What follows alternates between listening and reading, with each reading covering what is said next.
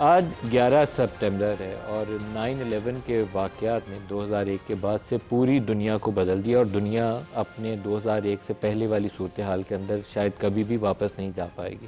لیکن اس کے بعد بہت سارے ایسے ایونٹس ہیں جو پوری دنیا کو ری شیپ کر رہے ہیں, فردر ری شیپ کر رہے ہیں. وہ جو ایک نیو ورلڈ آرڈر 9/11 کے بعد بہت جس کا شور ہوا تھا کہ امریکہ واحد سپر پاور ہے اور وہ کہیں پہ بھی وہ ڈکٹیٹ کر سکتا ہے, وہ 9/11 نے پہلے اس کو چیلنج کیا تھا. لیکن اب جو واقعات ہو رہے ہیں شاید وہ نیو ورلڈ آرڈر کے بعد کئی اور قسم کے آرڈرز آئیں گے اور ایک کیوٹک قسم کی دنیا ہمارے سامنے نظر آتی ہے. نیتن یاہو کا جو دوحہ کے اوپر, قطر کے اوپر حملہ ہے, وہ بھی اسی سلسلے کی ایک کڑی ہے.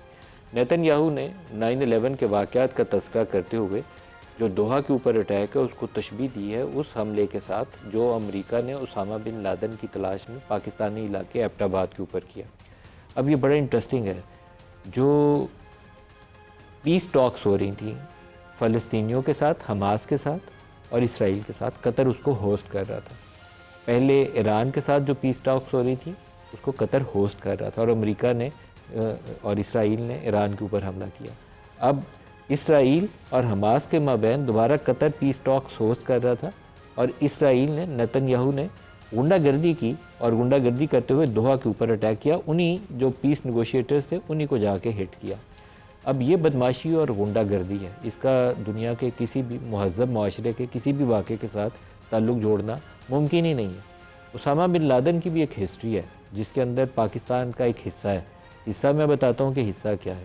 جہاد افغانستان کے دنوں میں جو عرب دنیا سے مجاہد بھرتی کر کے لائے گئے مجاہدین, جو عرب ورلڈ سے پاکستانی سرزمین پر آئے, یہاں ٹریننگ گراؤنڈز پرووائڈ کی گئیں, وہ تمام عرب مجاہد جو تھے وہ CIA ریکروٹ کر کے لائی اور یہ ڈاکومنٹڈ ہے. پاکستانی لایا. آپ ہیلری کلنٹن جو آپ کی سیکرٹری آف اسٹیٹ ہے اس کے بیانات سن لیں یا اپنے پرانے جو ڈیفنس سیکرٹری ہیں ان کے فورن سیکرٹریز کی کتابیں یا تجزیے ان کے پڑھ لیں.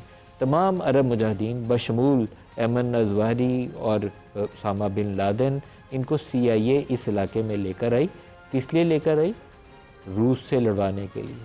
اور جو افغان مجاہدین یا افغان پناہ گزین ہمارے علاقوں میں تھے, ان کو یہاں پہ ٹریننگ گراؤنڈز پرووائڈ کرنے کے لیے جو سلیبس بن کر آیا وہ نبراسکا یونیورسٹی نے بنایا اور ان کو تربیت دی گئی کہ یہ تم 2 روسی مارو گے تو جنت میں جاؤ گے. وہ 2+2 وہ آگے 4 روسیوں کو مارنے کا یا 2+2 4 کلاشنکوف کر کے ان کو بتایا جاتا تھا. اس طریقے سے ہم نے اس پوری جنریشن کو ریڈیکلائز کیا. ہمارا اس میں قصور ہے پاکستان کا. ہم نے اپنی سرزمین اس کام کے لیے استعمال ہونے دی, جس کی سزا ہم نے بعد میں یہ TTP کوئی اور مسلح جتھا لشکر سپاہ اس کی صورت میں بھگتی. یہ ہمارا قصور ہے. اسامہ بن لادن کو ایبٹ آباد میں لا کے ہم نے دعوت دے کے نہیں بسایا, اس کے پیچھے بھی ایک تاریخ ہے. جب تورا بورا پہ امریکی ایئر فورس نے بمبنگ کی, ان کو پتہ چلا کہ یہاں پر کنسنٹریشن ہے اس وقت القاعدہ کی, تو تورا بورا کے اوپر جا کے انہوں نے ڈیزی کٹر پھینک کے اوپر سے بہت بمباری کی. اس وقت کو کہتے تھے اس سے بڑا بم ہے کوئی نہیں, جیسے ابھی انہوں نے ایران پہ جو مارے ہیں 30,000 پاؤنڈ وزنی بم, اسی طرح کے وہ تھے. وہ بش جو جونیئر تھا وہ کہتے تھے وی ول اسموک دیم آؤٹ, یہ ٹرم تھی اس کی کہ ہم ان کو غاروں سے باہر نکالیں گے, اتنی بمباری کریں گے. لیکن رمزفیلڈ جو اس وقت ان کے سیکرٹری آف ڈیفنس تھے, ان کی ٹانگیں کام گئیں اور وہ وہاں پر اپنی فورسز نہ بھیج پائے. خوف کے عالم میں کہ وہاں سے ریئیکشن کیا آئے گا, زمینی فوج نہیں بھیجی, اوپر سے بمباری کی. تو یہ جو پورا القاعدہ کا گروپ تھا جو تو اس بمباری میں شہید ہو گئے, مارے گئے. باقی نکلے انہوں نے بارڈر کراس کیا کیونکہ پورس بارڈر تھا. افغان پاکستانی بارڈر اسی طریقے سے تھا ہمیشہ سے. وہ انہوں نے جہاں اس کو پناہ ملی انہوں نے پناہ لے لی. اور یہی وہ علاقے تھے جو ٹریننگ گراؤنڈز خود امریکی پرووائڈ کرتے تھے. ان کے فارمر جو سیکرٹری آف ڈیفنس ہے ان کی تصویریں ہیں, یا جنرل حمید گل کے ساتھ اور باقی لوگوں کے ساتھ, کرنل امام کے ساتھ ان کی تصویریں ہیں. پورا ریکارڈ ہے سارا جس کو چھپانا ہی ممکن نہیں ہے. امریکی صدر ان مجاہدین کو واشنگٹن میں وائٹ ہاؤس میں ہوسٹ کرتے تھے اور کہتے تھے یہ ہمارے فاؤنڈنگ فادرز کے برابر ہیں, یہ اتنے قابل احترام ہیں یہ لوگ. ان لوگوں کو ٹریننگ گراؤنڈز پاکستان میں دی گئیں اور پورے ویسٹ نے اور امریکہ نے اس کاز کو سپورٹ کیا. یہ اسامہ بھی انہی میں سے ایک تھے. ہم ان کو پاکستان میں دعوت دے کر لے کر نہیں تھے آئے, اس لیے اس کو پاکستان سے مت جوڑیے. لیکن آج جو کچھ آپ غزہ میں مسلمانوں کے ساتھ کر رہے ہیں, جو کچھ سیریا میں کیا گیا, جو کچھ یمن میں ہو رہا ہے اور پہلے بھی کیا گیا, اور جو لیبیا کے ساتھ ہوا, جو عرب سپرنگ کے نام کے اوپر پورے عرب ورلڈ کے ساتھ ہوا, جو اب قطر کے اوپر اٹیک ہوا, اس کا کہیں نہ کہیں ایک نیگیٹو فال آؤٹ کہیں زیادہ دور نہیں ہے. جسٹ راؤنڈ دی کارنر کسی ایک سٹیج پہ نکلے گا.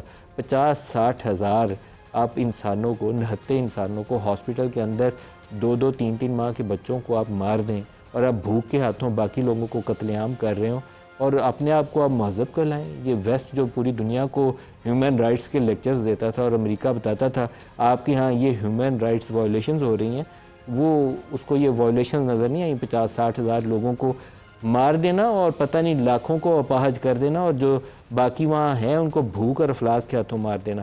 اگر اس کی کوئی یارڈ سٹک کبھی تاریخ میں لکھی جائے گی تو سب سے زیادہ بدصورت نظر جو قوم نظر آئے گی وہ وہی ہے جو اس وقت غزہ کے اندر اس بمباری کو, اس قتل عام کو سپورٹ کر رہی ہے اور آنکھیں بند کر کے بیٹھی ہے.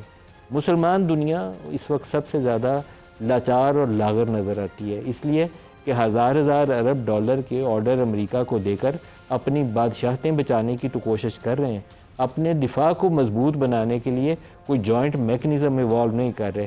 ایک ملک کے اوپر حملہ ہوتا ہے, اس کے بعد دوسرے ملک کی باری آتی ہے, اس کے بعد تیسرے ملک کی باری آتی ہے اور چوتھا اپنی آنکھیں بند کر کے سر چھپانے کی کوشش کرتا ہے کہ میری باری نہ آ جائے.